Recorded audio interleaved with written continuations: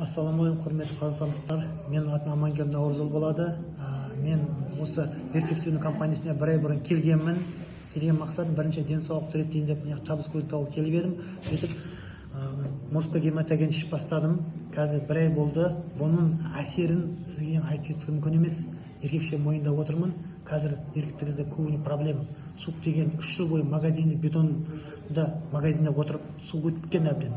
Бұны ішкен арқасында қазір мускул жағым дұрысталды. Өте ризамын. Бұл мускул гематогенге, бұл компанияға алғысым шексіз. Мақсат мырзаға Алла разы болсын. Қазақстан қанша қазір еркектер бар, айта алмай жүр бар. Қанша адамдарға қиналып жатқандарға көмек болсын деп жатқанымыз ғой. Алыңыздар, ішіңіздер, көріңіздер, результатын өзіңіз мойындайсыздар. Және сізге айта кетемін, Рамазан айында мынандай Наурыз мейрамында сізге шындықты айтып отырмын. Айтады ғой, шындықты айтқан, мойындаған оның өзі бір еркектік деп. Сол сияқты баршаңызға тілеймін, отбасыңызбен бай қуатты өмір сүріңіздер, ағайын туысқандар. Келіңіздер, алыңыздар.